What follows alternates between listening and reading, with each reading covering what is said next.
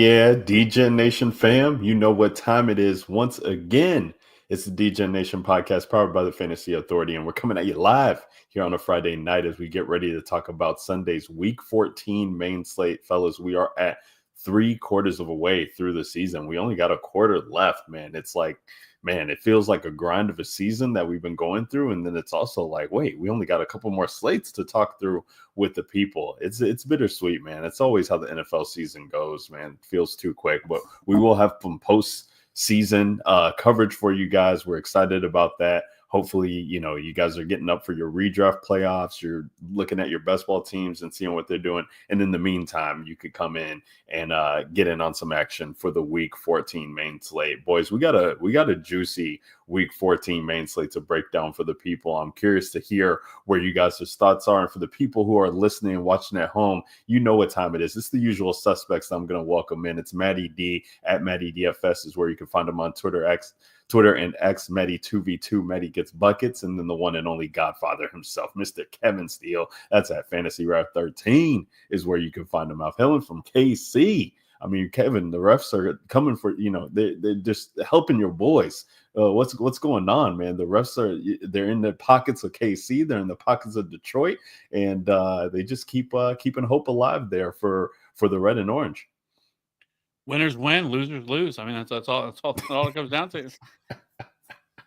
I love it. I kid. It's all in jest, but we'll talk about those Raiders that showed up against your boys last week on Black Friday. But we got to talk about this Week 14 main slate. And if you're coming into the chat, welcome on in. We appreciate you. Make sure you get your comments in. We love that. If you want to interact with us, feel free to. There's always the link in the description. If you guys are watching this on YouTube, just go into the chat, go into the description, and you can get that link right there to join in our Discord, get in on the action for your redraft teams, for DFS, for Dynasty, get your questions answered, and we got you covered. All right, boys. So we're going to talk about this Week 14 main slate from a top scale overview, and we'll go through our usual positions as we normally do. But we got a heck of a slate. I mean, we got, I was so eager on Monday when pricing first came out to talk about how proud I was of DraftKings. Pricing Jordan Mason up all the way to $6,900, I think is where he comes in at, maybe 67. But yeah, they priced them up, and I was like, man, this is great. Like, they're on the backup already. We're gonna have to make some decisions with a good running back slate. And then, oh wait, he gets put on IR, and we're gonna have the Isaac Guerrero game, who is not priced up accordingly. He's 5,400 this week. Then we got Saquon Barkley, who has just this guy's been absolutely amazing, right? He's 9K this week, and he's like 600. He's like 600 and change away from Eric Dickerson's single season record with 4-ish games left on this, like 4 or 5 games left on the season. Like, there's definitely a chance, and he gets Carolina this week, so there's definitely a chance like he could be sitting real pretty by the time Week 14 is over to break that record. It's just been amazing. Quarterback on the slate is very dicey. We only have 2 quarterbacks who are priced above 7K, and that's 7,800 and 8,000, and then you got to go all the way down to 6,400 to Baker Mayfield. We have situations where Chicago's cleaned house with the coaching staff. They're going to be playing against those 49ers that we just talked about before. I know there's injuries across the board that will break down that position. But it just, on its head, it rears itself as an ugly slate just from the standpoint of, like, we are probably going to get one of our most condensed ownership weeks that we've seen so far this year. I mean, we got like George Pickens was on the Monday injury report. Like Malik Neighbors is on the Monday injury report, or Friday injury report. Excuse me. It's just shaping up to be like, there's going to be such a narrow path that people are going to want to build lineups. So that's why they tune into the show. That's why they want to hear our thoughts, is to see how they can get different. But I think there's going to be some really good spots of good, chalk, probably at every position besides the quarterback position. But it's just a really interesting slate that's setting up. Maddie, how are you looking at this slate, and what are your first thoughts before we get into the quarterback position here? Yeah, I think this slate is good from a running back perspective. I think there's a ton to like at the running back position, some obvious ones, and not as much of obvious plays at the quarterback wide receiver position. I think there's going to be some chalk that forms this week that I don't necessarily agree with. You've got Tennessee that's going to be pretty popular. Will Levis is coming in as right now the highest owned quarterback from what I'm seeing, and for a guy that's over his last 20ish game logs has exceeded 20 points like one time. I'm not playing that that level of outcomes that we've seen from him. I'm Right. sure if he scores 28, he burns me. He burns me. So be it. It's just I'm going to bet on the realistic outcome of that. And I actually like playing the Jags D on the other side of that if they're going to be popular. So because we know how much Will Levis can turn the ball over. So I'm going to be off Tennessee. The game that I like this week that neither quarterback's coming in popular, but the pass catchers are semi-popular, is Tampa Bay and Las Vegas. Hmm. Bucky Irving banged up a little bit for Tampa Bay. He's probably going to play. He practiced in limited fashion today, but if he were for some reason to miss, Tampa Bay's not just going to lean on, Sean Tucker and Rashad White. Those guys. I mean, sure they would be involved, but I think it would really be the Baker show. And I mean, we saw Burrow throw for 5 touchdowns against Vegas, just 3 weeks ago. This Vegas pass defense has been very beatable over the last few weeks, and Tampa Bay on the other side, they've been getting smoked, through the air all year, including Bryce Young last week. Bryce Young was the optimal quarterback play, at 4,800, which we talked about him. Right.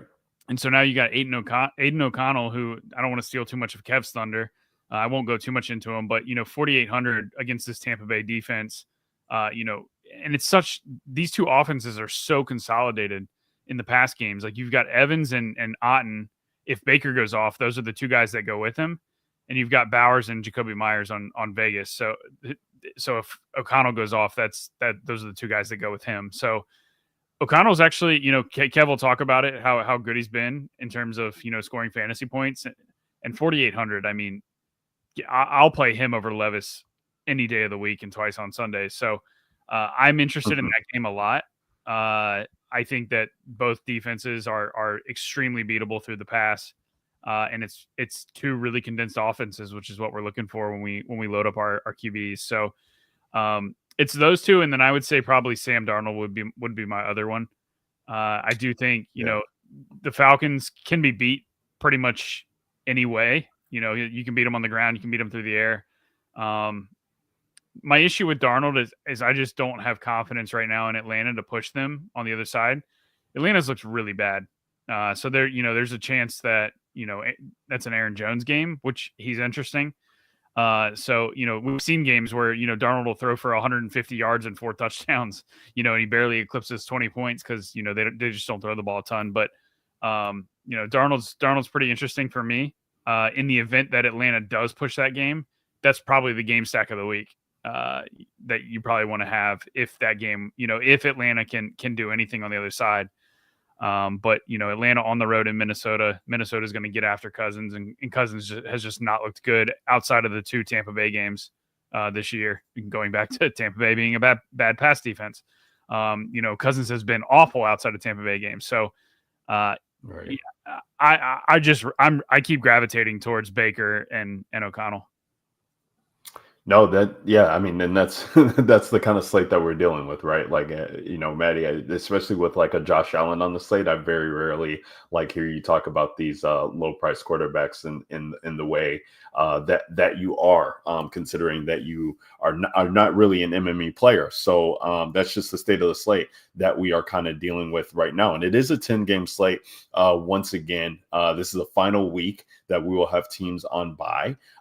So we got, I think it's 6 teams who are on bye this week. So it's a real interesting slate from that point. We have 6 teams who are projected to score 25 or more points. That's the Eagles, the Bills, the Steelers, Bucks, Dolphins, and Vikings. So, interesting that you brought up Sam Darnold there, Maddie, because I don't, when's the last time we've talked about Sam Darnold, being in a viable spot, especially with the way that, that offense has kind of been playing. It really hasn't got up to the levels that we know they're capable of. But I mean, Justin Jefferson, we'll talk about him. He's under 8K for the first time in a while that I can remember. So, really, really valuable piece there. I like him a lot. Crazy. Yeah, Yeah. it's really crazy. We know what he's capable of, and especially Hmm. in a game environment that this shapes up to be. I'm sure emotions will be riding high with Kirk Cousins returning back to Minnesota. As bad as he's been, I think they might have put something in his contract that he had to play this game. But I digress. I'm going to toss it over to Kev and see where he's kind of viewing the slate and what he's thinking about at the quarterback position with the way the slate's shaping up and just the injuries that are coming in at. Kev, you're usually the one to think in the contrarian mindset more so than myself, who I could consider myself pretty contrarian. Where are you at this week with what you want to be doing in order to build your lineups out? Well, I completely agree with what Matt just brought up about Will Levis. Like, that makes zero sense. I have no idea why that he is projected that high at all. Like, I get that we're trying to find value in places. So, because I know everybody wants to pay up for running back this week, because Yep. like running back position looks really strong. Justin Jefferson looks really strong. So, like, being able to find ways to get up there to those guys, like, and like, there's no like, even like Josh Allen necessarily doesn't just like jump off the page at you of like, oh man, like you have to play him. Same with Jalen Hurts. So it's like, okay, well, where's Yeah. this coming from? And that's where it's coming from. But like, it just doesn't make any sense. Like, he's shown no ceiling. And like, we were talking about this before the show. But then you look at Aiden O'Connell, and like 4 of his last 7 games, I think it is, he's been a top 10 scoring quarterback. Like, we have seen multiple 20-point performances from this dude. And like, he's being his ownership right now is coming in at 5%. But then like we said, but then you have Jacoby Myers and Brock Bowers, who are both projected to be top 3 at their positions. But Aiden O'Connell like can definitely get there. Tampa Bay's pass defense has been horrible. We know that they're going to get pushed in this game. That the Raiders are going to have to throw the ball at a high rate, and that's the Buccaneers have been terrible, against quarterbacks and against passing games this year. And so like, I get it. It's kind of gross. It's Aiden O'Connell. Like, you're not excited about it, but like, if I'm paying down, I'm playing Aiden O'Connell. Like, I have no interest, zero, in Will Levis. Like, I don't understand the play. I don't think it's as good as people think that it is. I think you see the Tony Pollard, and I think Tony Pollard's Hmm. excellent leverage right off of him. Um, but I would much rather just play Tony Pollard. I'm not playing Will Levis. Like, I'm just not doing it. The dude's terrible, and so if he sinks me, he sinks me. But I don't think there's a lot of signal for him. I don't love it. I think there's other options. And if you want to play another cheap quarterback, play Caleb Williams. He's $5,600. And the 49ers defense is extremely banged up. They're not going to have Nick Yeah. Bosa. They got a couple other players that are trending towards not playing. Caleb Williams, his last 2 games, has definitely shown a ceiling in the fantasy points that he's been able to put up, putting up 29 and 26 his last 2 games.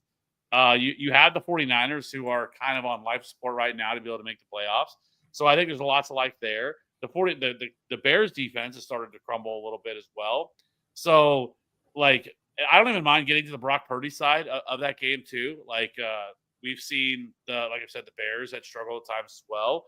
So I think like somebody like George Kittle could make a lot of sense there as like direct leverage off of Isaac Garendo, who's going to be really popular as well. So like, I like that game environment. Like, I think that's one game environment that people are overlooking that could get there. So whether it's on the San Francisco side or the Chicago side, we'll have to see with like DJ Moore what's going to happen with him. But Keenan Allen sets up really well.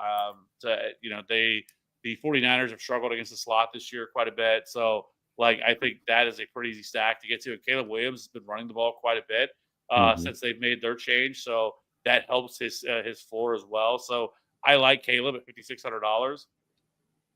The one spot that I feel like that could really burn me that nobody's talking about this week, it feels like anywhere you listen to, everyone just kind of skips over this game. It doesn't have a lot of interest in it though, but it has the highest total that's on this slate, and that is the Bills and the Rams game. Like, there is a scenario that game could go absolutely nuclear, and that's the game that you had to have. It's indoors, so you don't have to worry about weather or anything like that.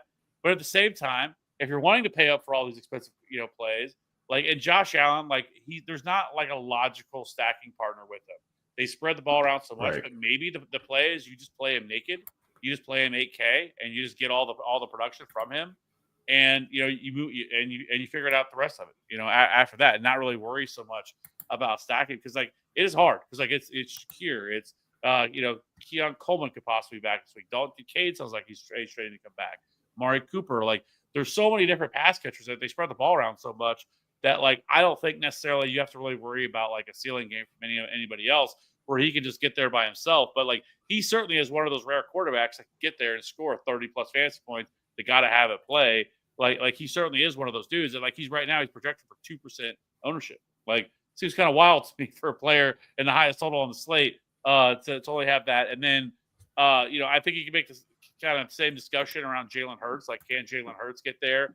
I would be less excited to play him just because of I know the Panthers' offense has looked way better than what it has recently, but I don't think that. I mean, I think this Philadelphia defense is for real. Like, I think this defense is one of the best defenses. Yeah, they're good. I don't see Bryce Young pushing them, so I think they just run the ball a ton. So I don't think Jalen Hurts is someone you have to get to, but I just think that the Rams Bills game could be the one that like it's going completely overlooked. Nobody's really wanting to play the guys from that game. And I think that could be a mistake. Yeah.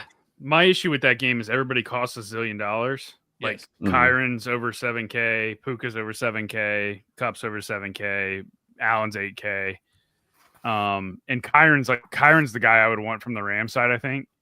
And I don't think I can justify playing Kyron this week. With you've got Kamara up there at 8K, and then you've got all these cheap running backs. Like we're probably gonna get Charbonnet at 4.8. We're gonna get we've got Guarendo at 5.4. We've got possibly one of the Bucks guys at cheap. Braylon Allen's 5K. So like there's just way better running backs for me. So like I agree that from a total perspective, that game probably is the highest scoring game of the week. It's just from a fantasy points scoring. I don't know, the salaries are just too high for the guys there for me. Yeah, it feels very similar to Baltimore and Philly last week that we were talking about. Now, I will say, with those two teams, the way that it was kind of set up was just, especially without Devontae on one side, and like it really felt like they were just kind of, okay, let's not try and beat ourselves. Let's just be very strategic and methodical with how they're playing this game. You have the one, like in this Bills and Rams game, you have an interesting setup where like the Bills have already clinched. Like they've been the earliest team to clinch since whatever Peyton Manning Colts team it was, I think 2006. And I think they say it again.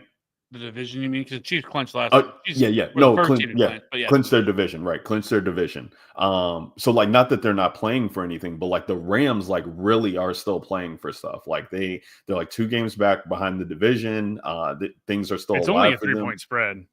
It's only a 3-point not spread. Going to be a blowout. They need to go all out, and so that's what we really like for the Bills side of things, and that's what makes Josh Allen very interesting. Is like, when's the last time these Bills have been pushed? Like, if we know what happens when they get pushed, like Josh Allen is going to hit God mode and just try and do everything that he can himself. So I do think it's interesting, like Kev brought up, to have some Josh Allen, not even stacks, but I guess just exposure. Like at 8K, he can still put up 35. With the running back value, you can get to Allen. I mean, Allen's fine. Yeah, for sure. It's just, man, you start to stack up that game. Like if I'm playing Allen, though, I feel like I have to have a Ram on the other side. And, right. My preference is Kyron. I mean, I guess you could play Puka.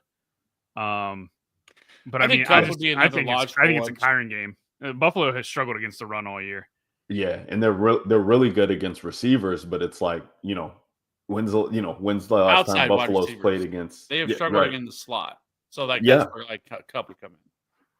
Yeah, and even Puka kind of moves in there from time to time, right? So around. like, yeah, they could really, that it does set up as a really interesting game, and I'm glad Kev brought that up because that is a game that I feel like will go overlooked because of those pieces. But like, we've seen it time and time again where it's like, okay, why did we not look at this game environment, even though the guys were priced up? And this is a week where we could have some value that's shaping up. We'll talk about that at the skill position players or positions that these players are going to start opening up. But I think it's a really, really interesting setup. I'm with you, Kev, like on the Caleb Williams call. Like when you look at Will Levis and his stacking partners, you can just find, if you just get an extra 1,000 somewhere, which can come from possibly even your defense, you can get to Caleb Williams stacks very easily, as opposed to, the Will Levis doubles with Westbrook Akine and Calvin Ridley, because, you're only looking at DJ Moore priced at 6,100, Keenan Allen's priced at 5,600, which is ridiculous considering this guy, like, they basically have called him the offensive coordinator. If you've been following anything that's going along here in Chicago, like, the offensive coordinator is like, yeah, Keenan Allen's, he's the smartest player on our team. Like, he's just out there calling plays. And I'm like, all right, that's good. So that's a fun one there. And then Roma Dunze, who's still heavily involved in is on the field a ton, just hasn't been getting the looks. He's 5K. And, like, I think Calvin Ridley's in a great spot this week against Jacksonville, #revenge narrative. And, Westbrook Akine, all he does is score touchdowns. So I get where people are coming from Will Levis stacks, because you want to be able to fit in Saquon. You want to be able to fit in a high price tight end. So you got to find value. And that's the one that people are going to go to. And that's the one that projection models honestly are going to be spitting out. But I like getting leverage on Caleb there. Even like Maddie's call of Sam Darnold, I think is interesting. I think there are other two interesting spots that I wanted to ask you guys about before we keep it moving, because it is kind of a gross quarterback slate, and I think there's going to be other areas that kind of dictate the slate. Ironically, we usually talk about the quarterback position in that regard, but we have a rematch of a matchup from 2 weeks ago with the Cardinals and the Seahawks, and we know that how much ownership was on that game the first time. Kev was on it first, saying that game could play under, it could be gross, divisional teams, yada yada. And lo and behold, we get a 6-16 matchup. Now, that was not for naught that these teams were able to move the ball. They just weren't able to do anything once they crossed the respective 50. But we could see that come to fruition this time around, where things are pushed. And Kyler like really is jumping off the page for me, where he's 6K this week. MHJ is 6K. Like, McBride's going to be popular, and nobody wants to touch this game. And it's just really surprising to me, because this was chalk not even 2 weeks ago. So that's an interesting setup. And then Tua against the Jets, I think, is another one that we have to talk about, because Tua's actually been on fire. The past couple of weeks, it's been kind of crazy to see how this offense has shifted over time. It is a tough matchup, when you're considering like the Jets defense and how they've been playing wide receivers. But it's Miami, and Miami, like, they're still implied to score points. Like, we know what they can do, how explosive they are. And Devon Achane, like, he can, even if it's a tough running matchup, they're going to use him as a pass catcher too. And Jonnu has been great too at the tight end position. So Tua is interesting to me. And then also wanted to hear what you guys think about, Kyler and Geno 2.0. Maddie, what say you about those options? Yeah, those games just don't do anything for me. Like, to Kev's point, he's mentioned this every week. The Arizona defense has just been good.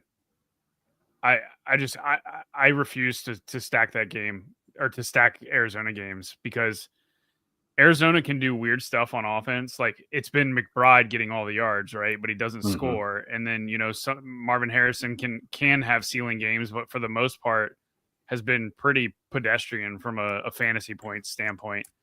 And Michael Wilson gets involved. And so, like, the Cardinals can just do weird stuff, but I get the rushing upside of Kyler.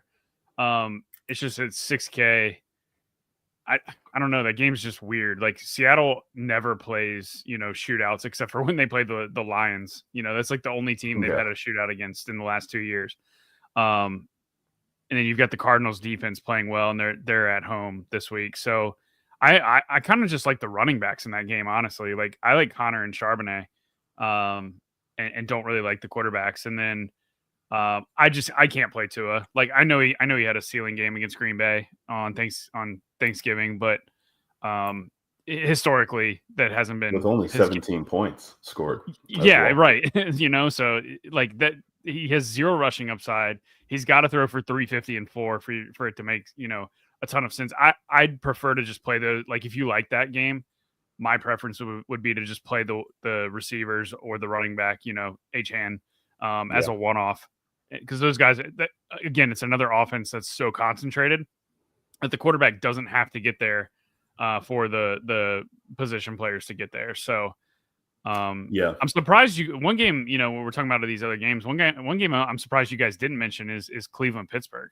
Thank you. So as soon as he said the rematch from 2 weeks ago, I was like, that's why I was like, yeah. I thought he okay, was going to say go. Cleveland I was Pittsburgh. waiting for you to talk about it, and then you said those two. I was like, oh, all because right. I mean, Jameis has looked good. I mean, the Broncos defense was the number 1 rated defense in pretty much every category. Jameis. I mean, he's going to, and he absolutely shredded them.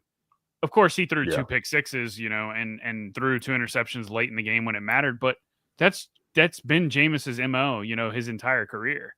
Is he will throw for 350 yards and 4 touchdowns, but he's also going to throw 3 interceptions, trying to push the ball down the field. So, like, from a fantasy standpoint, though, like I don't give a shit about interceptions. I give a shit about him pushing the ball down the field, and I personally I have thought over the last year. Judy's just been misused in Denver. Like if you watch some of his tape, he's wide open a ton, and Russell Wilson just never got the ball to him. And there were some games where he had ceiling games, right? And so it's kind of a humble brag, but I've got a lot of Jerry Jeudy in best ball. Like he's a guy that I was on preseason because I believed in a change of scenery or change of quarterback. I know he's with Denver early, but new quarterback coming in. And all that. So, like, I just think with Tillman out, it's another offense that's really consolidated. At Denver is probably the worst matchup you could have this season for any quarterback going to face a defense. And Jameis absolutely made them look like they had never played defense before. So, I'm not saying he's going to do that to Pittsburgh, but it's such a consolidated offense, and they're cheap. Like Elijah Moore's 4,800, Jerry Judy's 5,700. Jameis is 5,400. Like we know where the ball's going, and it's a really cheap offense. And we've seen the Steelers playing in a couple shootouts. So with Russell Wilson under center, so I think that's the sneaky game of the week would be Cleveland Pittsburgh. Yeah, I think it could be too. And then like on the flip side of that, like with what Russell Wilson wants to do. It lines up as a great schematic matchup too, because the Browns they give up like I think it's the most yards per pass attempts in the league. Like they just get burned on these deep balls. I mean, we saw Marvin Mims. Go out and have that long touchdown last week against them. It's what they've been. Like they've been extremely boomer bust this year, and so obviously that sets up really nice for Russell Wilson, who does an excellent job at throwing the deep ball. It's probably the best thing he still does. And then with George Pickens, like I think that could definitely get there as well. So like that game does like profile like, hey, that could be the game. Now it is a interdivision game. We've seen this 2 weeks ago. Now I will say that we had the weather concern there. The snow globe game, whatever. And these two offenses were still able to throw the ball pretty well against each other. I think it boils down to for Jameis, how much pressure are they able to get on him, because his numbers when he's pressured are horrible. Like he's like 28th, 29th, 30th, whatever overall. Like in pretty much every stat you look at in terms of pressure rate and like his completion percentages against pressure and everything else this year. So like that is a little bit concerning. And I think you guys are getting back, or the Steelers are getting back with Alex Highsmith or whatever it is this week. Is he back this week? Yeah, he actually has like that's a big deal. He actually has the highest pressure rate on the team, even higher than TJ Watt. Yeah, he's good. Yeah, but I mean, Denver is number 1 in the league in sacks. So yeah, but the thing you just know about Jameis is he's got a sling. He does not matter. Like he could throw 2 interceptions, whatever it matters. He is going to continue to sling the rock. And if you look at just overall pass attempts, that's also something that you could look at with him. I mean, he has just been out there slinging it. I mean, outside of one game where he threw it, and that was against Pittsburgh. That was against Pittsburgh. I was going to say. Other than that, it was 58, 46, 46, 41 in his games that he started. Yeah, it does shape up interestingly, because I think they, that when you're playing Pittsburgh, like the biggest thing is don't make mistakes, right? Like this team just capitalizes it, and they could just try and keep the ball away from you, to not be, not give you the ball back. And so I think they were very strategic about getting Chubb involved, Chubb and Ford both involved, early to be able to help move the ball along. Yeah, that it does kind of worry me just from a standpoint of it is in Pittsburgh. We might not have George Pickens for this game. I know he popped up on the report. That would definitely downgrade the Steelers offense for me. But yeah, I mean, the pieces for the Browns have been, very concentrated without Tillman being there. So it is an interesting spot, but just one that I probably won't get to because of the nature of the setup from this matchup on paper. But yeah, I think it's funny because we'll talk about it. It's always I'm always loving to talk about the quarterbacks with you guys because I feel like the stacks kind of dictate the slate, but it's really like the running back position and the tight end position are what gonna make or break this slate. I feel like, and these situations are just so similar across the board at quarterback, which is like not making people feel that like that's why we're seeing Will Levis chalk essentially is because people just aren't confident on where they want to go with game environment bets instead of they know they're clicking Alvin Kamara and they got to figure it out after that. So that's so right. So let's talk about running back because that is the only way that I could build a Will Levis team that I like this week is just you have to play Saquon and Alvin Kamara on that team with Garendo.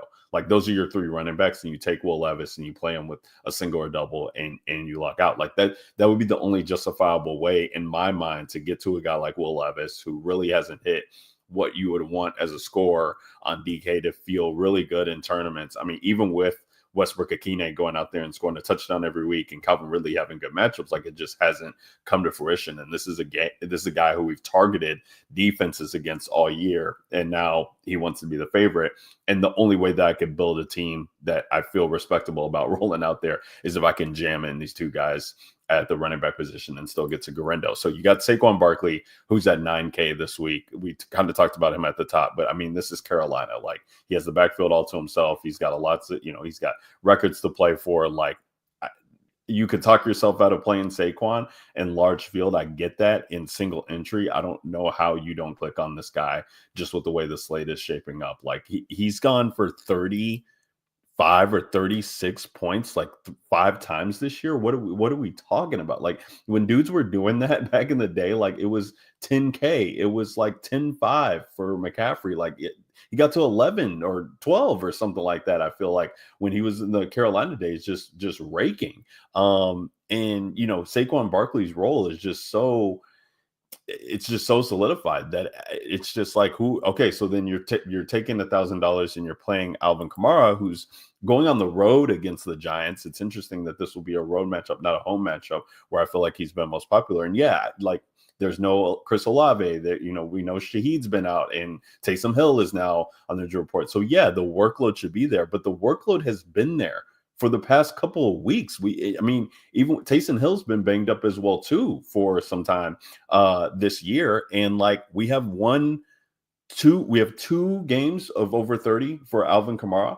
Like even this matchup, like the Saints are just not good, but people want to still go and play him because of volume-based play. And I get, but when your offense is bad, like it makes it tough to click on. And we do have some good other spots this week. Like I do like getting leverage on Kyron Williams against Buffalo at 7,300 when we talk about we talked about that in the chat last week, Maddie, of like what his upside could be. And especially if we're seeing a game environment of 49.5 of what Vegas is projecting, like if we get those touchdowns there, we're going to be feeling good.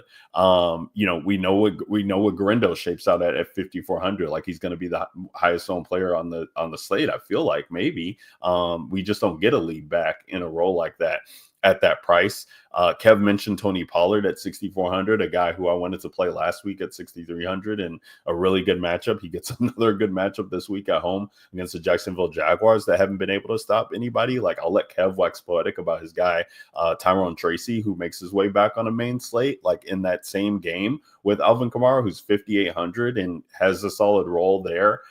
Interesting setup with a new quarterback there and Drew Lock. Like, It's going to be interesting. Bucky Irving, I know you've talked about it, Maddie. He's been banged up. Like maybe he misses and we get Rashad White at 5,300. And then you brought up Charbonnet kind of indirectly, but like, yeah, Kenneth Walker's on the injury report, and we could have Zach Charbonnet. Oh, Breece Hall's on the injury report. We could have Braylon Allen. Like it's just a crazy running back slate that like I'm just finding $1,000 to get to Saquon. I want to play him and Alvin Kamara, and I want to be able to build teams like that because that's the way I want to carry them together. But I'm not going to say, oh, I'm going to play Alvin Kamara over Saquon this week, just to save face and say that Jalen Hurts. Everybody's projecting that. Okay, so what if Jalen Hurts gets the tush push, touchdowns and takes it from Saquon? Well, like that's been possible all year, and like Saquon's just scoring touchdowns from 40 yards out, 50 yards out. Like he's just so explosive, it doesn't get to that point. Maddie, talk to us about running back and how are you attacking the slate? Yeah, I totally agree with you on Saquon. I mean, Carolina has been so bad against the run, all year. And Saquon, when he scores, like you said, Ryan, it's from 40, 50, 60 yards out. It's not from the 1 yard line. So, that's where the ceiling games come from. And quite frankly, he doesn't need 28 carries to crush Carolina. He can do it in 18. 18 for 180, is in 3 touchdowns is totally in his realm of outcomes. So 9K is not too expensive for him at all. If you're playing a cheap quarterback, absolutely, I'm on board with him. Kamara, I think Kamara is the easiest play of the week. I know that he hasn't really had a ceiling recently, but I mean, if you look at his game logs, you have to go back all the way to week 6 for the last time that he scored a touchdown, which feels really weird for Alvin Kamara, considering, he's known to be an absolute touchdown machine. And even without touchdowns, he's still got games of 19, 16, 30, and 18 in there. If you throw in 2 touchdowns or so, for a ceiling game, that 19 game turns into 31, the 16 turns into 28, the 30 turns into 42. And the 18 turns into 30. So there still is a ceiling for Kamara there. His workload's been really safe. And it's the Giants, who we just saw Rico Dowdle shred on Thanksgiving. So, and the Cowboys offense is just as bad as the Saints. So I really like Kamara. He's going to be probably, him and Charbonnet are probably going to be the 2 highest owned of the week, but I think they're the 2 best clicks of the week. Charbonnet in the 2 games that Kenneth Walker was out, he had 14 and 18 carries and 5 and 4 targets, and he scored 18 and 26 DK points. At 4.8K, I am sign me up for that. So I am definitely on Charbonnet as well. And then the obvious one of the week as well, the other guy is Guarendo for San Fran, with no Jordan Mason and no CMC.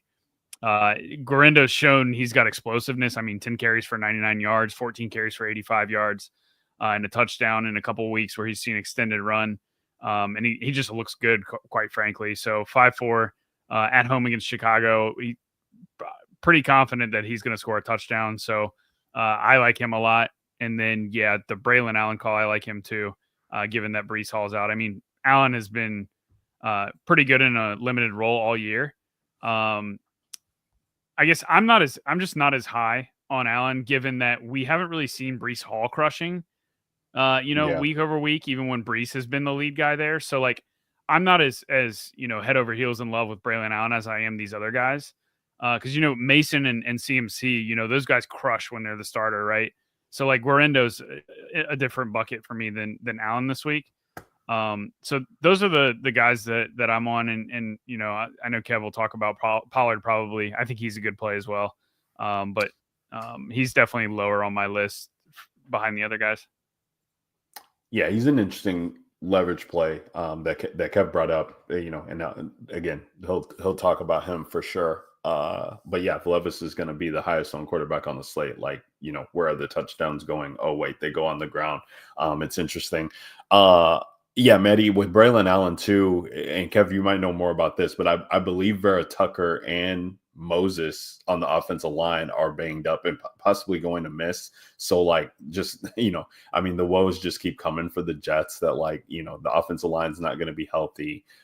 It's interesting a wide receiver though, and we'll talk about them, I guess, because like Garrett Wilson and Devontae Adams, like as much as they've been struggling, like they have the market share that they are getting from Aaron Rodgers in games is just ridiculous, especially since Mike Williams has been out of the picture. Like even with Malachi Corley getting involved in touchdowns and all these other like rookie and 2-year guys that Aaron Rodgers just wants to celebrate, who are just happy to be in his presence because they all think he's the GOAT and whatnot. It's just funny to see, but like they're still running their offense through Adams and through Wilson. So Braylon Allen, like I love the talent. Like I know Kev Woods talked about his rookie profile as well as Nazim on the TFA channel, but the matchup just kind of doesn't reach this level for me this weekend. Like you said, like Zach Charbonnet at 4,800, like right there, it's just an excellent pivot. But Kev, let's bring you in here and talk about running back. I think the situation that came on here when we were talking the Thanksgiving slate was a fun one with Debro with the Chicago Bears, with that Roshan Johnson bet. I wonder how that went with him leaving for a concussion. But there's not going to be a Roshan this week. There's not going to be a DeAndre Swift potentially this week at 5,700. Although people in Chicago made it sound like he's going to play and DJ Moore, who's banged up, is going to play. But if they were both out, that could open up even more value on a slate. And we know you love value, Kev. So where are you coming at this week? Are you spending up or paying down? I mean, I think you have to like the top three guys with Barkley, Achane, and Kamara. I mean, the only thing that does worry, I mean, there is the scenario with Barkley that they don't get pushed at all and they just blow the doors off the Panthers and they don't really need to do a whole lot and he doesn't get there because of it. Like we have seen games this year where even if he scores 20, it's probably not enough. Like especially at 9K. Like he has to absolutely smash, I think, at his cost to really sink you, and which he has certainly the upside to do so. And he's done it a ton this year. But that's only, I guess, the argument it gets him. But it's a very small argument because, again, I think he is so 100% in play. It is one of the nut matchups that you want for any running back. So Alvin Kamara, I mean, what's made him so awesome too is he's seeing about 80% of the opportunities. And he is also seeing a 22% target share. That's absolutely ridiculous for any running back to be seeing. That's like a wide receiver 2 type numbers that they see. And so almost 7 targets per game for him. You just took out the probably the one guy that really kills them in terms of the touchdown department because how much they utilize him once they get down inside the red zone of Taysom Hill. And so, like, I think there's lots of like here. And if, like you mentioned with the Giants, since week 9, they've allowed the 5th most rushing yards, the 4th most rushing touchdowns. They've also allowed a 9% explosive run rate, which is the highest rate in the league. So, like, I think there's lots of like here with Alvin Kamara. He can get there in so many different ways. Even if the game got a little wonky and the Giants, built some sort of lead, he's still going to be involved as a pass catcher. So, like, it's pretty tough for him to fail, even at his cost, because I like that. But I also think that Devon Achane should not be slept on. Devon Achane is still possesses massive upside within this offense. And I know people are going to look at the Jets, say, I don't want to play, him against the Jets. But really, over the last 4 games, we've seen this defense kind of drop off a little bit. They've allowed 8 total rushing touchdowns this year. 6 of them have come in the last 4 weeks. They've also allowed top 12 in rushing yards allowed. So, I mean, Achane is another guy that continually has seen a ton of opportunity in terms of as a pass catcher as well. 17% target share for him. That's second only to Alvin Kamara. So I think Achane is certainly in play, and he is the guy of this group that nobody wants to play. He's less than 5% owned in ownership right now, and I think that's a mistake because he is also somebody that can go out there and drop a 30 burger with ease. And so I like leverage off these top guys, getting to some Achane. In terms of the other running backs, I don't have any interest at all in James Conner.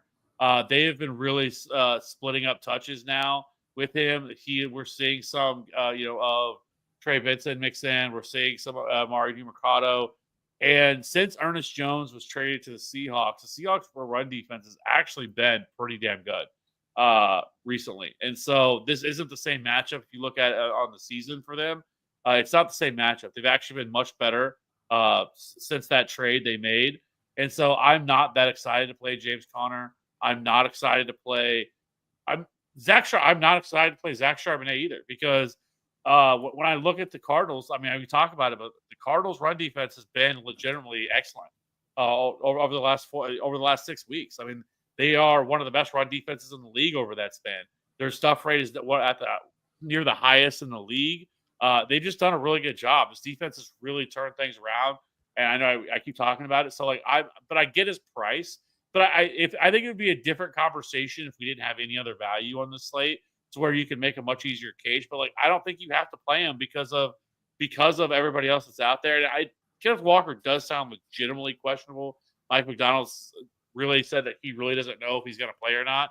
So, but I just think with all this other value, and I get it that he's going to be chalky, but there's a reason, because this is the best role you could get for any running back for Isaac Guerrero that he's walking into. I mean, we always want to play 49ers running backs because of the scheme, because we know that generally speaking, they don't really run committees. We saw the same thing with Jordan Mason, and Jordan Mason looked like ass, honestly, before Christian McCaffrey came back. And Isaac Guerrero is just a physical freak. I mean, 6 foot, 220, ran a 4.3 40 at the combine, 90th percentile burst score. We've seen him pop this year, and honestly, his numbers should look even better. But he went down. I don't know if you guys remember a couple of those games at the 1 yard line to seal the win, where he should have scored a couple more touchdowns.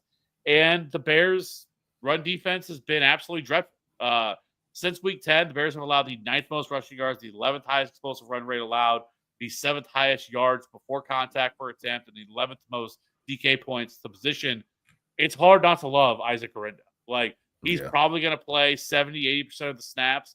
So I get it. He's going to be chalky, but sometimes there's good chalk, and I feel like this is good chalk to get to, because I think he has 20-plus point upside.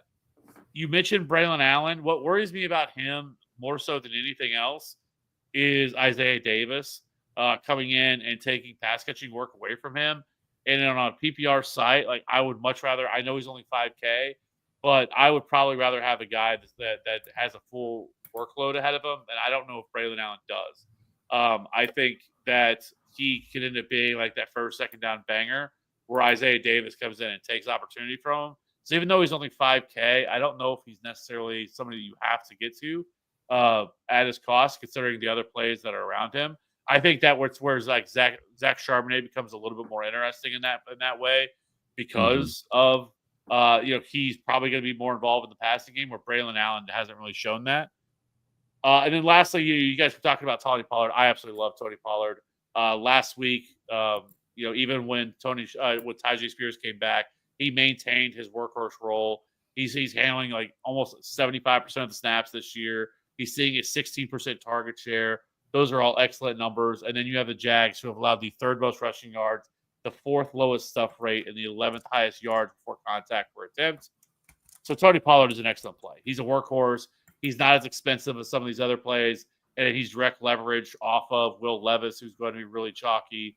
So, Tony Pollard should be rostered much more than what he's probably going to end up being at $6,400 if people just go right past him. I have zero idea why Najee Harris is the 3rd highest projected owned running back on the slate.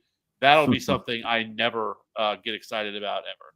I get he's coming off a week where he scored 25 against the Bengals. No, but I don't give a shit. I'm not playing chalky Najee Harris. No, chalk Will Levis, chalk Najee Harris. What could possibly go wrong? That's the state of the slate that we're in, and also chalk against Cleveland. That Cleveland was an island game 2 weeks ago, and Najee was the highest owned captain, I believe, on a slate like that, and disappointed there with only 7.4. Yeah, with the bad weather expected. So, we know what that shapes up as, but it's fine. Yeah, I mean, this would probably be the most condensed running back pool that I've had all year, where there's probably 6 backs that I kind of rotate in and out. I do love getting to 3 of the running backs where I can, but it is definitely a 3 phenomenal running back week. It's a phenomenal tight end week as well too. So I might have Oh some two God. tight end builds to Maddie's chagrin. But we'll talk about that when it comes to it. But yeah, the only other thing that I'll mention at the running back position, and I did tease this kind of before Kev came on, but if we somehow don't get DeAndre Swift, I believe that Chicago would make Travis Homer their lead back. Travis Homer is coming in at 4K this week. Spend some time in Seattle.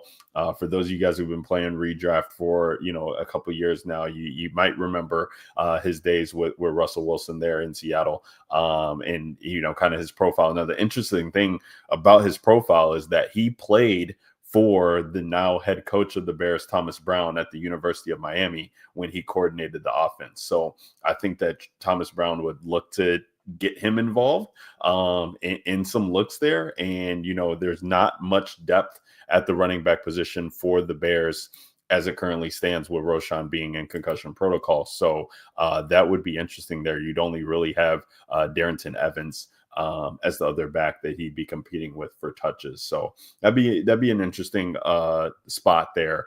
Like I said, it does sound like all things considered that DeAndre Swift will try and give it a go. And you can't play him with DeAndre Swift is in outside of large GPP builds and take a shot on that. But just wanted to call that out because I thought that was an interesting little nugget there. Let's talk about wide receiver, boys. And wide receiver this week, just because of the way that the slate has shaped up. All of your popular wide receivers as it stands today on a Friday night are between $4,600 and $6K. Jawan Jennings is catching love. We understand why that is. Jerry Jeudy, you mentioned, Maddie, he's going to be catching love because there's no Tillman. Calvin Ridley's going to be catching love because Will Levis is popular. Darnell Mooney is catching love because he projects well every week in an offense that has to pass. He's 5,500.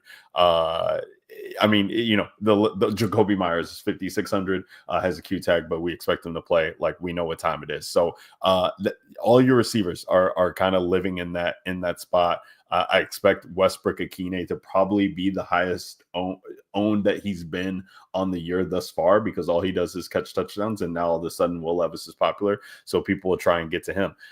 You gotta get creative and gotta go elsewhere. I do like Jacoby Myers. I mean, that the profile that him and Brock Bowers are seeing from Aiden O'Connell is absolutely incredible. Like, I feel like he's always in play.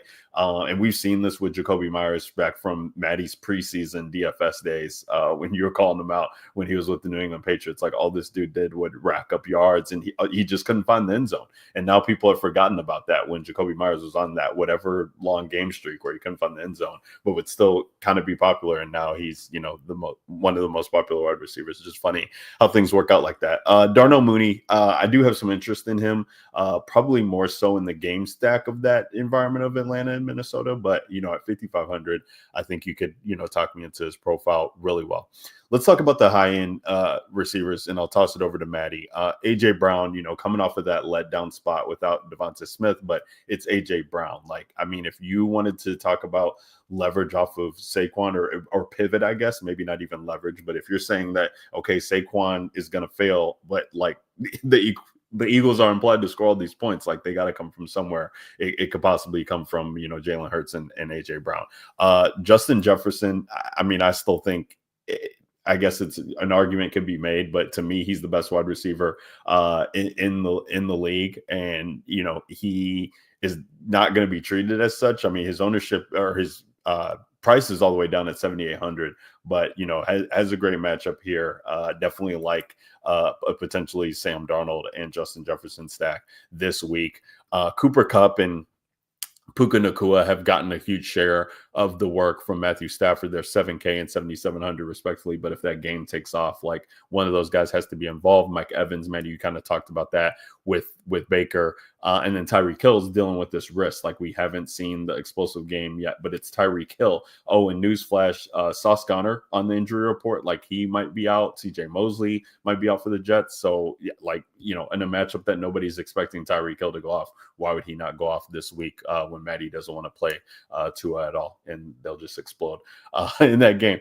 George Pickens being on the injury report is interesting. I mentioned Devontae Adams and Garrett Wilson. I mean, they're priced around each other. They keep dropping, but like their share of the work from Aaron Rodgers is a Garrett Wilson game isn't coming. This guy's been so involved. He hasn't been able to get the touchdowns. He's 6,600. I could probably be talked into getting some exposure, on those guys. I think that him in a H-An mini stack is kind of nice. I will have some Jackson Smith and Jigba exposure because I'm playing Kyler. Love MHJ because I'm playing Kyler stacks as well. Maddie, we got an interesting slate here from a wide receiver standpoint because the builds are going to lead people to this particular, 5K, 4K range of wide receivers. So, the 6K is pretty much dead. Like, I don't know how you get to them outside of game stacks, and then it's going to be tough for people to pay up at wide receiver, jamming, and running back. So, what's shaping up to you, and what are you looking at to do with your builds when it comes to the wide receiver position? Yeah, Jennings, who you mentioned, he's going to be really popular. And he's another guy that's been pretty volatile from a fantasy scoring standpoint. I don't know what I'm going to do with him yet. I'm undecided because he's playing the Ayuk role, but we know Ayuk himself was volatile when he was healthy. But looking at Jennings' game logs, 9, he had a 25, 16, 5, 2, 11, 5, 11, and then the 49 was in there. So it's like, this guy that's historically scored 8 to 11 points on pretty much every week outside of like 2 weeks. And now he's the highest owned wide receiver on the slate just because he's $5,200 and people need value. Like, I don't know. I don't know that I can play that. I love the Justin Jefferson call. I think he's going to be totally overlooked this week because everybody wants to play Kamara and Barkley if they're paying up, or one of the Rams guys. And like, I think Jefferson can absolutely nuke this slate against Atlanta. He's got legit 200 yards and 3 touchdowns in his range of outcomes. So I like J-Jeff a ton. Up top, I mentioned Cup. I would probably prefer Cup to Puka this week just because of the $700 savings. And we've seen Cup have some ceiling games this year. He's got a 20, a 31, a 24, and a 35. So while Cup's been more volatile than Puka, he's still showing that he's got that ceiling there, and he's 7K. So he's going to be under 10% owned, which I like that a lot. And Puka's going to be pretty popular at 18%. So I like Cup up top as well as Justin Jefferson. And then for me, it's stacking guys with my QB. So Mike Evans, I'm playing him if I'm playing O'Connell or Baker as a Bucks piece. I like playing Mooney or London if I'm playing Jefferson. I think if you play Jefferson, you have to play one of those two guys from Atlanta in hopes that they push them on the other side. One, because you want them to push Minnesota, but two, Atlanta's so condensed that if they do push them, one of those two guys will end up being optimal if Jefferson's going nuclear. So I do like one of the Atlanta guys with Jefferson as a mini stack, even if you're not playing the QBs there. I also like we talked about Jameis briefly, but I like Judy and Elijah Moore regardless of playing Jameis or not. Judy's 5'7" and Moore is 4'8" on an offense that has really 3 guys to throw the ball to. It's those two and Njoku. Right. So, those guys are way too cheap in a game they should be trailing, which could end up being a shootout with Pittsburgh. So I like those two guys a lot if you're looking to get mid-range. And then, we talked about Vegas. Jacoby Myers is another one that stands out. Guy's seen 11, 15, and 11 targets over his last 3 of his last 4 games. And O'Connell has showed, to Kev's point, O'Connell has showed that he can keep up with even, some good defenses. And then Ryan, as you were mentioning, the Bears running back situation, does that just mean we're just going to get 50 pass attempts from Caleb Williams? Yeah, it's possible, man. Like, it just, we don't know what the offense is going to look like with so much change. But I guess what I will say is that I expect them to be creative, and right now they're kind of playing for this new coach, right? They're playing for him to, have some good tape. I don't know that he'll be named. He's the interim. I don't think he'll be named the future coach. I think they're going to want to bring in somebody new, but it's also like, it's the Bears, who knows what the hell they're going to do. But I think they want to get Caleb going. get them going early. Like this is a team that's really struggled in the first quarter of games, really struggled in the first half, and you're going up against the banged up team. Like Nick Bosa might not play in this game. They got, I think Lenore's coming back for the 49ers, which is interesting from the Keenan Allen matchup, but like they're banged up on offense too. Like Trent Williams might not be playing in this game. We know what the running back situation looks like. Like this could just be a way to like pounce on a team that's really wearing. I mean, the 49ers are 5-7. So like they're only a game better than the Bears on paper, which is kind of crazy when you break it down like that very cleanly. But yeah, I think Caleb, like the best thing about Caleb, when we talked about this on the Thanksgiving slate and what's been coming to fruition is like we know Garindo is going to be popular. And so like if Garindo is getting like 25, 30 points against this team and like the Bears on the hold, like then it's Caleb Wills up and we know where the ball is going. Like it's so easy to target this offense. And we haven't seen what it looks like when they play with the lead because they haven't been good. But like you got to think if they're playing from a lead, it's coming from the hands of Caleb and not from like DeAndre Swift or somebody. Yeah, they're not, it's not going to be Travis Homer running the ball 25 times, right? If the Bears are putting up points this week, it's going to be because they're throwing the ball. And you've got, DJ Moore, who saw 16 targets last week. I know he's got a Q tag, but I'm expecting him to play. I mean, he's only 6,100. It's a cheap stack. Keenan Allen's 5'6", and Rome is 5K. I mean, Rome's the guy with the upside. From a getting targeted down the field standpoint, and even if there's 32 seconds left on the play clock or on the game clock, and you need to run a play, you might as well hike it and just chuck it deep to Rome instead of calling a timeout. But hey, everybody's got their own approach to trying to win a football game. But yeah, I guess all that to say, the Bears guys are very interesting whether you play Caleb or not, just because of how cheap they are and how consolidated that offense is. But to your point, Ryan, San Francisco's banged up on both sides of the ball. And if San Francisco can't move the ball in offense as good as they typically do, they're not chewing clock, and it's just more possession for the Bears too. Right. And those guys can all see 10 plus targets in the same game if, Caleb's throwing the ball 45 times, which if they don't have Swift, I just don't see how he throws less than 40. Yeah. And I mean, even if they do have Swift, like we don't know what his health status could be limited, and like they don't have their goal line back. So I think that even helps Caleb in the red zone. And we know what happens. Like this guy's been getting pressured and he's taken off and running. Like it's just helping his profile outlook that much more when he can pick up, these extra, whatever, 40, 50, 60 yards rushing in games that we've seen so far this year. So I think he profiles really well as a DFS option. I think that, some projection systems as we get closer to Sunday, when the inactives come out, will have him profiled that way. So interesting spot. Definitely glad you brought that up, Maddie. Kev, before we toss it to you, Pickens being out, a guy who I played last week and who I continue to play. We've talked about him on Showdown slates. Calvin Austin, like he was in he left the game last week with a concussion after scoring a big touchdown from Russ.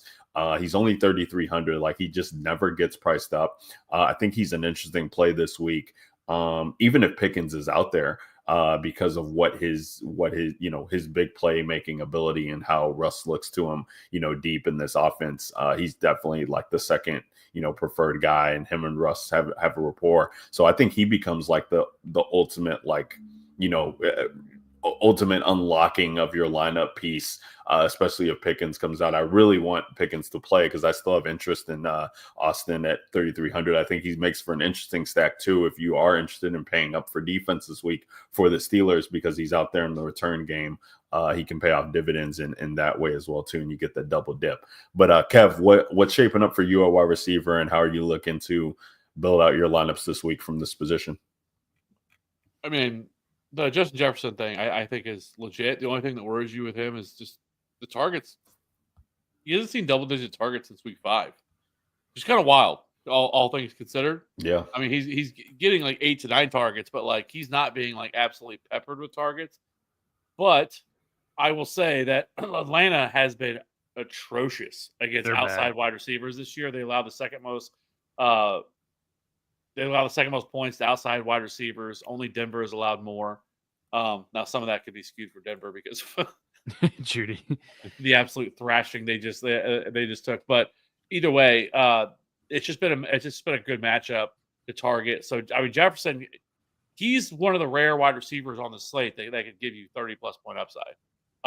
Yep. And but it's tough because, like, okay, he's $7,800. Like, how are you? Like, you want to pay up for running back, you want to get all these guys. Like, how are you getting him in there? So it is a little bit tougher, but still, I mean, he has that upside.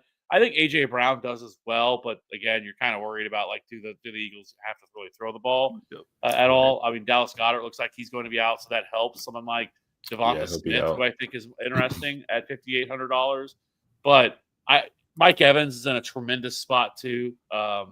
At 7,200, is good. He's good to go. They took him off the injury report, so no designation for him because he didn't practice a couple days ago. But I think Mike Evans is certainly a way that we should be looking at there in that same game. George Pickens, I think, is interesting. I mean, with these goddamn practice injuries that keep popping up all year is absolutely wild. Because I mean, he wasn't even on the injury report and then popped up with a hamstring. He still got in a limited practice, so I don't know. I would bet he probably ends up playing.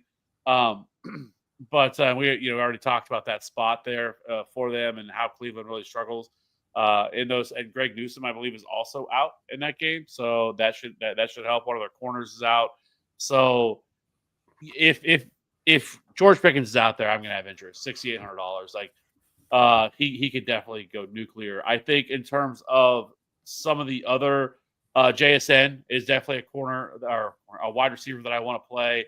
I've talked about this before, but I'm going to talk about it again. Arizona is one of the worst defenses on to slot corners this year, allowing the 6th most PPR points to outside wide or to the slot, and they have been phenomenal against outside wide receivers. They have allowed the fewest PPR points per game to outside wide receivers, so that makes me like someone like DK Metcalf a lot less with JSN.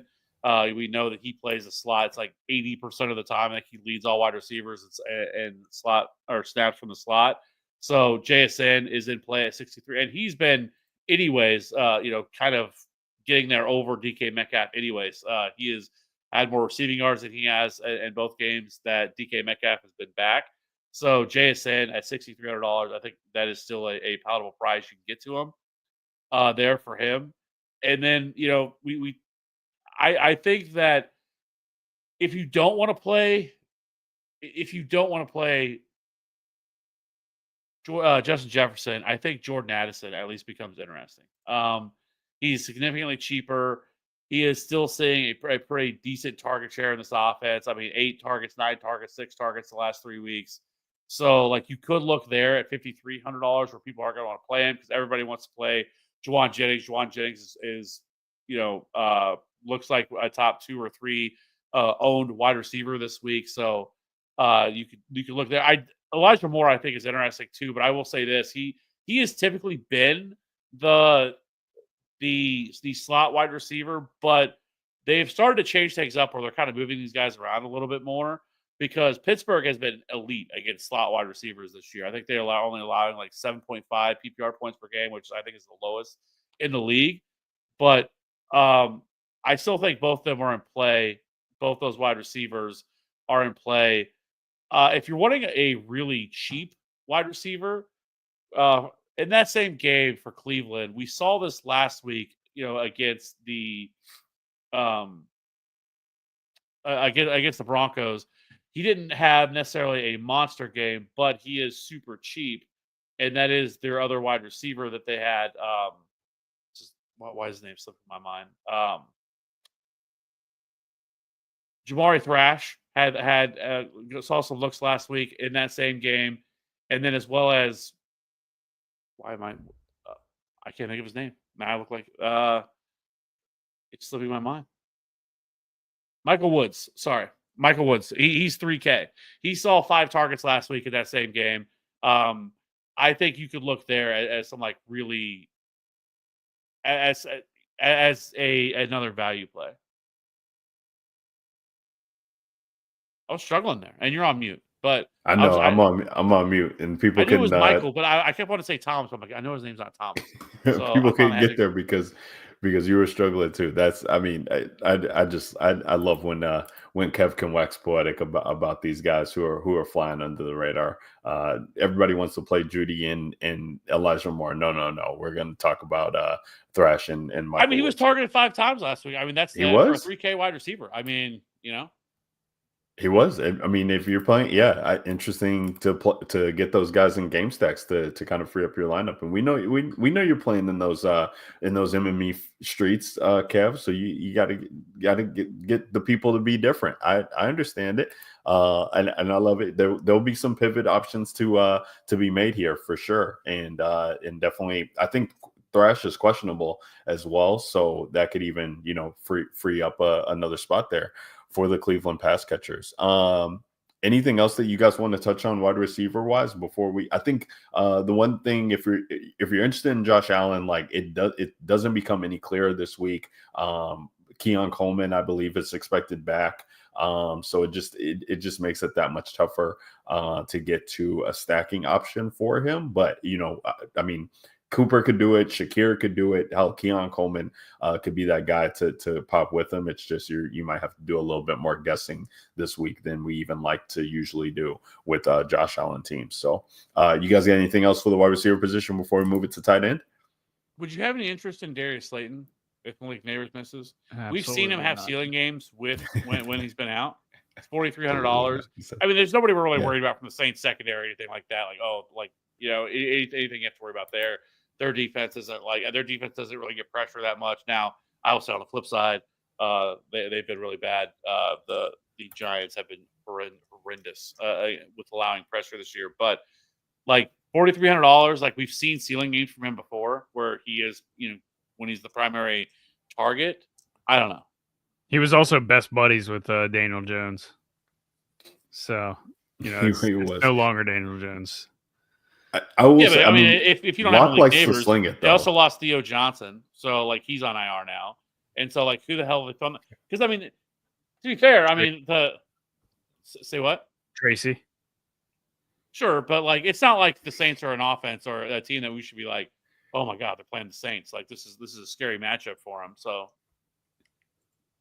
the Giants are going to go 3 and out 18 times in this game, and Alvin Kamara is going to score 18 touchdowns. Darius Slayton has a 29-point game this year, a 17-point game this year. I mean, I'm just saying. I am not playing Darius Slayton on this slate. Need to have. I'd rather play Kevin Austin on the other side of that game. Oh, that's tough sledding. What about Parker Washington? I might be Slayton over Austin, and his 12 targets. But I get what you're saying.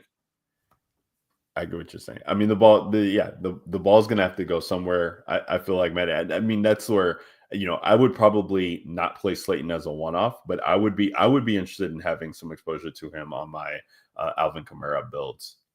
Because if Alvin Kamara is going out there and nuking, like Locke is for sure slinging the ball. Like, I'd play Sterling Shepard over Darius Slayton. Hey, you know what that means? You know what that Baker means, Mayfield. Right? You know what that means? He's now going to have 8 for 100 in a score. I mean, Shepard's got 14 targets in the last 2 games. Not even 8 for 100. Slayton will just go out there and 3 for 172, 2 touchdowns. I think Neighbors plays. Okay, but what about then what about Parker Washington, who had 12 targets last week? I'm good on that. I'm not playing that game. The game outside of a defense. That game is awful. The game is disgusting. It's 2 of the worst offenses in the NFL. All right. Well, it looks like a defensive game. I try to throw a little value. Give me Jalen Naylor if you're looking for an off the wall call. 3,300 against Atlanta.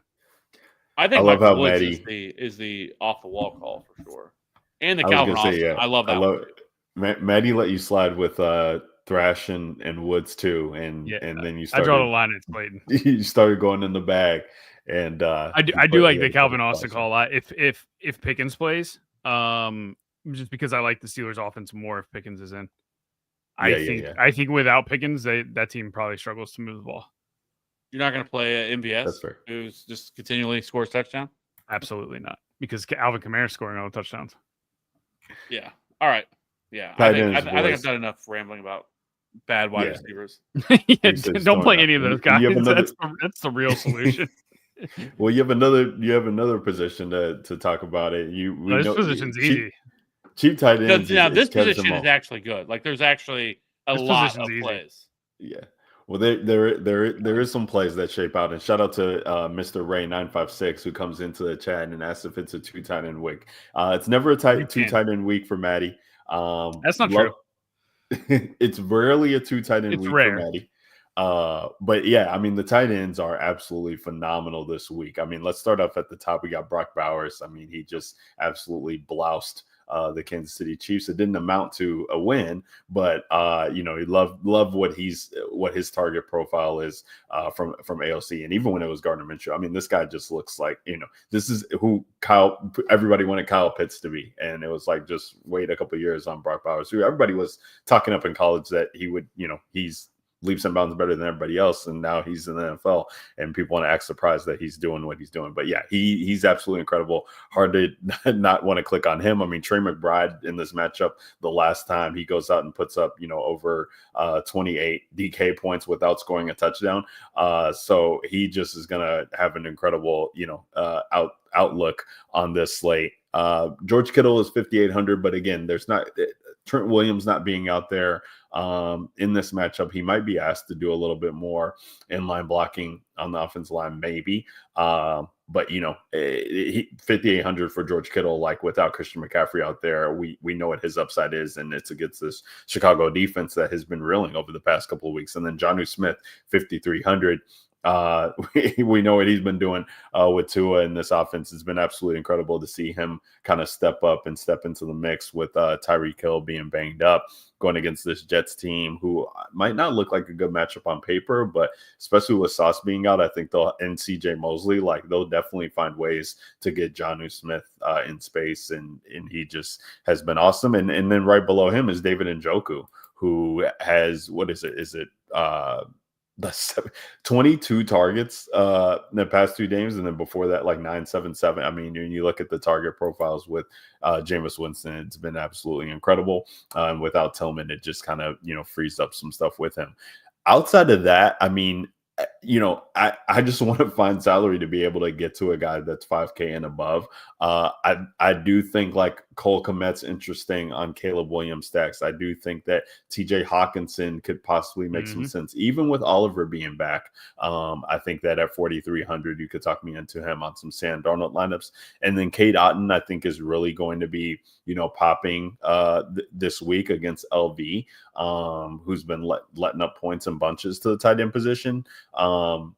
He's probably the one guy that I would look to play outside of, like, without having Baker. I'd be fine if I got to Cade Otton, but I really want to get up to one of these guys who's in Njoku or above this week, because the way that these guys profile matchups, I mean, they could just really separate themselves from the slate. Maddie, what are you looking at when it comes to the tight end position for you? Yeah, I love the quarterbacks in Vegas Tampa Bay game, and my rule is try to stack the quarterback with tight end as much as I can. So because the touchdowns, tight ends are usually very touchdown dependent. So both Cade Otton and Brock Bowers, I've got those guys as my one of my 2 overall tight ends, with Bowers being 1, Otton being 2. And then outside of that, it's all the guys you mentioned. I mean, Jonnu's up there. His volume has been absolutely insane.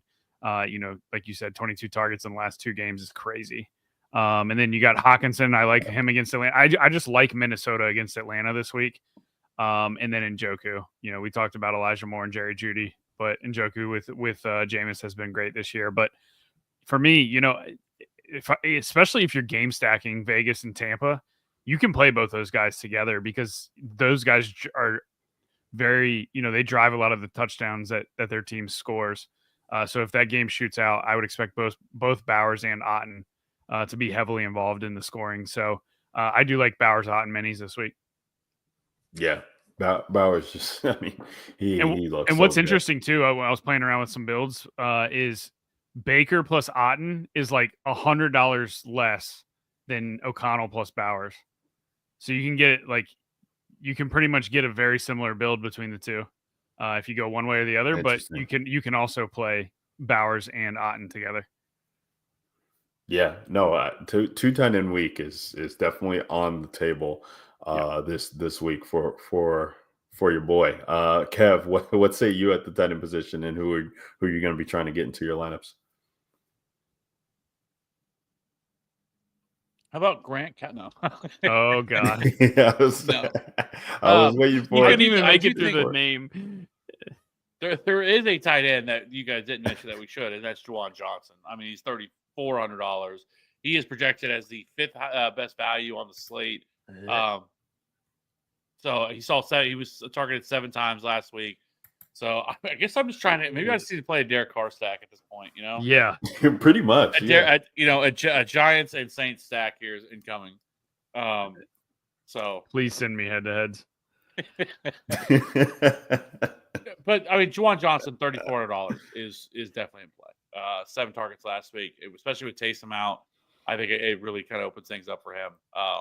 So I don't mind getting there if you're wanting to. Obviously, there's nothing else for me to say when it comes to Brock Bowers and McBride, Kittle, Jonnu, Njoku. Like I think those 5 guys, or one of those 5 guys, are going to be in every lineup that I make.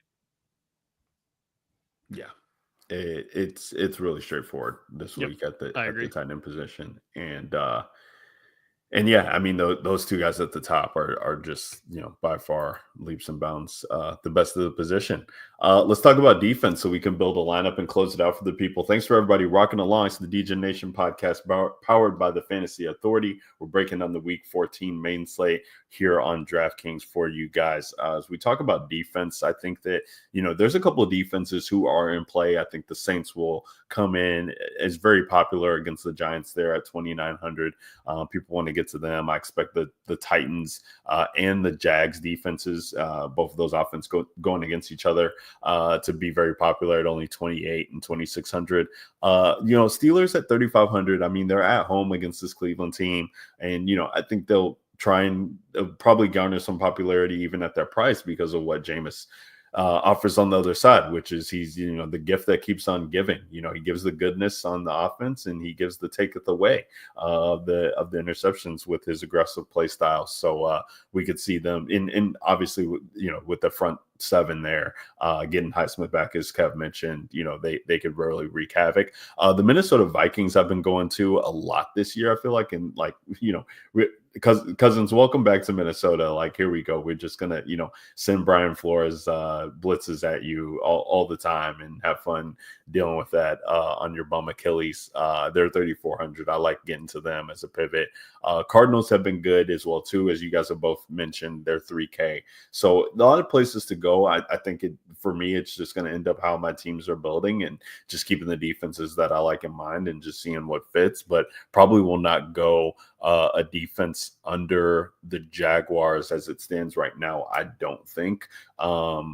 Maddie, what say you at defense? Where are you going? Vikings up top, Jags down low. Love it. Kev? Saints, Jags, Titans, and Cardinals. Cardinals right now are only showing 3% ownership. Don't get it. I'm going to keep going back to them. They continue to put up points, and they're only 3K. So, yeah, I love the especially with Walker banged up. If Geno throws the ball more, there's more opportunities. Yeah, definitely.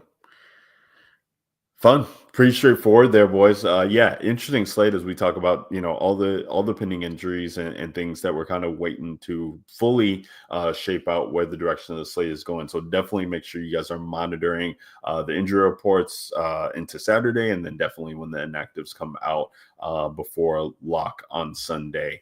10:30 Central, 11:30 Eastern time.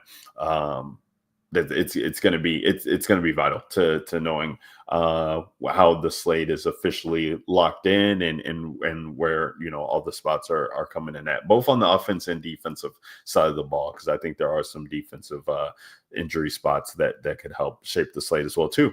All right, fellas, what do you say we build a team for the people for this Week 14 build? And Maddie, I think it's been a while since you've started off the build, so let us know where we're going. Jeff.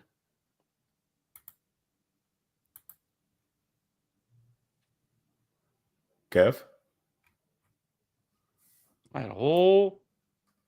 Thought we were gonna.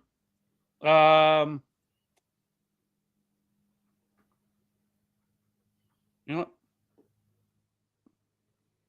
I was gonna say Aiden O'Connell, but then at the same time, probably go Sam Darnold. Yeah, let's go. I feel like if Jefferson gets there, I don't see how Sam Darnold isn't the one coming along for the ride. I like it. So we're playing Darnold? I guess. All right, let's go Mooney.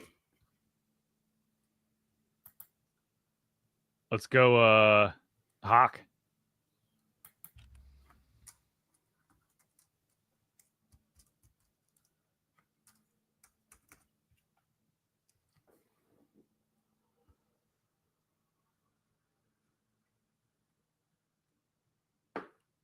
Kamara.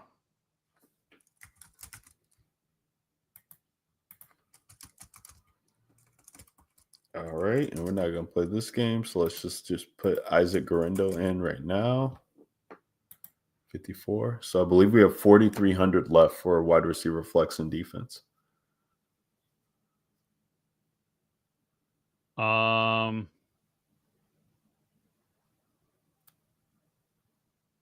Let's get a little interesting. Let's go Rome.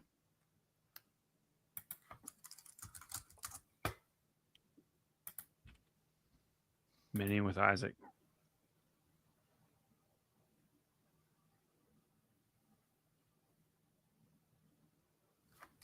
Oh, damn it.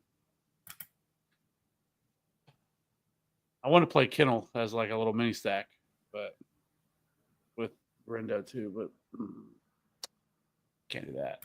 Not enough. Oh. I know what I can do. There's another mini stack here that I can go with. Let's go. Darius Slayton. I love it. All right. Then, I mean, we're playing Steelers or Bucks D, I think. I'm putting Steelers. Steelers. All right. So Sam Darnold, Alvin Kamara, Isaac Guerrero, Justin Jefferson, Darnold, or Rome Odunze, Darnell Mooney, TJ Hawkinson, Darius Slayton, and then Steelers D for the lineup. $100 left over. Putting this team in, actually switching it so that Rome in the later game is in the flex over Slayton, so that we leave ourselves rooms for pivots if need be. And that's going to do it for the Week 14 build. That's going to do it for the Week 14 main slate podcast here from the DGen Nation, fam. Anything for final words for the people, boys, before we sign out? No, just remember where you were when Alvin Kamara scores 5 touchdowns on Week 14. And just remember where you were whenever Malik Neighbors gets ruled out, and then all of a sudden, and Darius Slayton on the other side of that game also scores 5 touchdowns. That the Sims are really loving Darius. Shootout Slayton. of the week: Saints 42, Giants 39. Wouldn't it make sense though? It's not like we've seen stuff like this before, where it's like these really gross games out of nowhere just completely shoot out because they're really bad teams on both sides. So we'd love to see it. Drew Lock just coming out there, and just have a monster game to over 300 yards, Hey, MIZ, baby, MIZ. Go out and do your thing, Drew. They released Danny Dimes. They tried to start Tommy DeVito over you, even though they brought you in for that money. Nah, go out there and prove yourself, young buck. Go out there and prove yourself. I love to see it. And remember where you were when the DGen Nation pod faded Saquon Barkley on his historic run. So he'll go out there and put up 45 points and put the team dead in the water to start in the early slate. So all fun stuff, guys. But it's always fun rocking along with you guys. Appreciate those of you who are watching live on this Friday night. Come rocking with us with maybe a couple of beverages or before you go off for the night and just thinking, how can I build my teams for the day? You can do that here with the DGen Nation pod, and we appreciate having you guys. It's DGen Nation podcast powered by the Fantasy Authority. Make sure you guys are hitting that link in the description on the YouTube channel. Subscribe while you're on the page as well too. Give us a like. We appreciate that. But that link to Discord is going to be right there, and we want you guys in on the chatter. Signing off for Matty D. Matty DFS. Matty gets buckets. Matty 2v2. You already know what time it is. You can find him at Matty DFS on Twitter and X. Signing off for the Godfather himself, Mr. Kevin Steele at Fantasy Rat 13 is where you can find him on Twitter and X. I'm your boy, Ryan Williams. You can find me on Twitter and X at Ryan_Alexander_W. We'll catch you guys next week for the Week 15 mainstay breakdown. Don't worry, we're still going to finish out this quarter strong for you guys. Got a lot of football left. We can't wait to get after it. But get that money for Week 14, and we'll catch you next time. Peace.